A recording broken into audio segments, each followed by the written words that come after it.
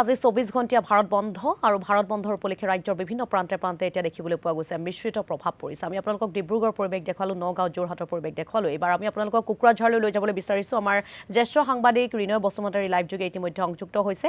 ৰিনয় বসুমতাৰী, আপোনাৰ জৰিয়তে আমি কোকৰাঝাৰৰ পৰিৱেশসমূহ চাব বিচাৰিছোঁ। ভাৰত বন্ধৰ উপলক্ষে কেনেকুৱা ধৰণৰ পৰিৱেশ? হয়, মই এতিয়া উপস্থিত আছোঁ কোকৰাঝাৰ যে বড়োলেণ্ড ট্ৰেন্সপৰ্ট, এই বড়োলেণ্ড ট্ৰেন্সপৰ্ট গুৱাহাটী, গহপুৰ, ওদালগুৰি বিভিন্ন ঠাইত ইয়াৰ পৰা যায়। কিন্তু আমি আজি দেখিবলৈ পাইছোঁ আজি ভাৰত বন্ধৰ কাৰণে ইয়াত কোনো পেচেঞ্জাৰ অহা নাই।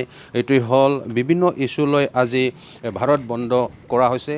এই নিজৰ ইছ্যুসকলে যেন অতি সোনকালে চৰকাৰে গুৰুত্ব দিয়ে। ইয়াৰ কাৰণে ইমান বড়োলেণ্ড ট্ৰান্সপৰ্ট আছে, এই বড়োলেণ্ড ট্ৰান্সপৰ্টটো যদি চাই এইটোৱে হ'ল গুৱাহাটীও যায়, তাৰ পৰা গহপুৰ যায়। গহপুৰ এই যে ড্ৰাইভাৰসকলে বা যোনে ইয়াত কাম কৰি আছে সিহঁতে কৈছে এই যে গহপুৰত যোৱা ট্ৰেইন এই বাছটো বিভিন্ন অফিচাৰসকলে নিজৰ অফিচত কাম কৰিবৰ কাৰণে বিজনীৰ পৰা যে যায় মংগলদৈ আৰু মংগলদৈৰ পৰা তেজপুৰত যায়। এইটো বহুত অফিচাৰ 20 জনৰ পৰা 30 জন ডেইলি ৰাতিপুৱা এই গাড়ী 5টা বজাৰ পৰা ইয়াৰ পৰা এৰি যায়। কিন্তু আজি বন্ধৰ কাৰণে বহুত অসুবিধা হৈছে। আমি দেখাবৰ কাৰণে চেষ্টা কৰিম প্ৰমোদ লাহে লাহে।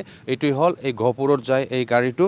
আমি জানিবৰ কাৰণে চেষ্টা কৰিম আজি যদি চাই যিমান ডিপু আছে পেট্ৰল তেল ডিপু, ইয়াতো যে প্ৰাইভেট গাড়ী দেখিবলৈ পোৱা নাই, অসুবিধা হৈছে। এটা দুটা প্ৰাইভেট যে নিজৰ গাড়ী এইটো চলি আছে। আমি জানিবৰ কাৰণে চেষ্টা কৰিম। আজি ৰাতিপুৱা যাব লাগিছিল, ভাৰত বন্ধ হৈছে, কি ক'ব? ৰাতিপুৱাটো যাব লাগিছিল গহপুৰ বাছ, এখন যাব নাপালে বন্ধ, উপায় নাই কি কৰিম। ওদালগুৰি 7:15, 9:15 ওদালগুৰি, ভৈৰৱকুণ্ড এখন, মাজবাট যায় এখন, আৰু ডিমাকুচি 11টা, 11:30 দাৰাংগা মেলা, এইগিলা চব বন্ধ হৈ গৈছে। গুৱাহাটী সেইগিলাও বন্ধ হৈ গৈছে চব। এই যে গহপুৰত যায় কিমান অফিচাৰ যে কাম কৰিব যায় নিজৰ অফিচৰ, ইহঁতেও যাব পৰা নাই আজি? পাৰা নাই ফাঁচি গ'লে। ক'ত পৰা যায়? সেইটো বিজনীৰ পৰা এই বৰপেটাৰত যোৱাও আছে, বৰপেটাৰৰ পৰা সিফালে ৰঙিয়া থঙিয়া এইগিলা যোৱা আছে, আৰু ইফালে ৰৌতা ছাইডৰ পৰা যায় তেজপুৰ অফিচ কৰিবৰ কাৰণে। আজি ভাৰত বন্ধ কৰা হৈছে, এইটোৱে হ'ল বিভিন্ন আপোনাৰ ইছ্যু আছে যে পইচা পাতি পাব লাগিছিল, এইটো পোৱা নাই, ইয়াৰ কাৰণে আজি বন্ধ কৰা হৈছে। হয় ছাৰ। হয়, আকৌ আমি জানিবৰ কাৰণে চেষ্টা কৰিম। আৰু এজন আছে, কি ক'ব? আজি বহুত অসুবিধা হৈছে পেচেঞ্জাৰসকলে ভাৰত বন্ধ হোৱাৰ কাৰণে। আজি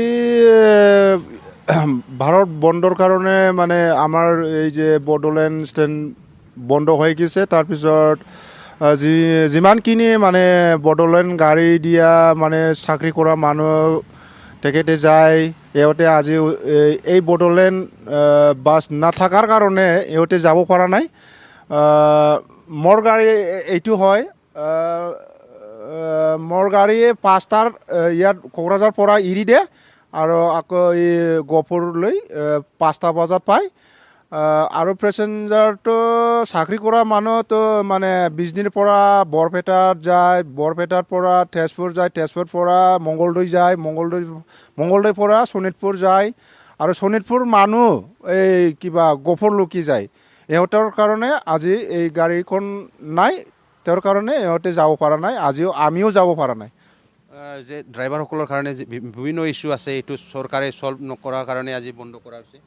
সঁচা, ইয়াৰ কাৰণে আজি এই বন্ধ হৈছে আৰু কি অসুবিধা হয় এনে? অসুবিধা মানে পইচা পাতি কম পায়। পইচা পাতি কম পায়, মানে ফেচিলিটি কম হয় আৰু ইয়াৰ কাৰণে। হয়, আকৌ মই দেখাবৰ কাৰণে চেষ্টা কৰিম লাহে লাহেকৈ প্ৰণৱক। আজি ইয়াতে ভিৰ হৈছিল, কিন্তু আজি যে ভাৰত বন্ধৰ কাৰণে পেচেঞ্জাৰসকলে ইয়াত আহিব পৰা নাই। আৰু যিমান আজি এমপ্লয়ীসকলে নিজৰ ঘৰতে আছে আৰু অসুবিধা চলিছে, এই অসুবিধাটো হ'ল অতি সোনকালে যিমান ড্ৰাইভাৰসকলৰ আছে, যে এমপ্লয়ীসকলে আছে, ইহঁতে যেন চৰকাৰৰ পৰা সুবিধাটো পায়। ইয়াৰ কাৰণে আজি প্ৰতিবাদ কৰা হৈছে, বন্ধ কৰা হৈছে। বিভিন্ন ঠাইত যে চাহ বাগানতো আজি প্ৰতিবাদ কৰিছে এইটো হ'ল অতি সোনকালে যিমান ইহঁতৰ ৱেজেছটো পাব লাগে যিমান পাব লাগে যে চেলাৰী পাব লাগে এইটো যেন পায় ইয়াৰ কাৰণে আজি সমগ্ৰ ভাৰতে আজি এই বন্ধ ঘোষণা কৰা হৈছে আৰু যদি চাই ইয়াত 25 লাখৰ অধিক যে এমপ্লয়ীসকলে আজি প্ৰতিবাদত সাংবাদিক ওলাইছে বিনয় বসুমতাৰীয়ে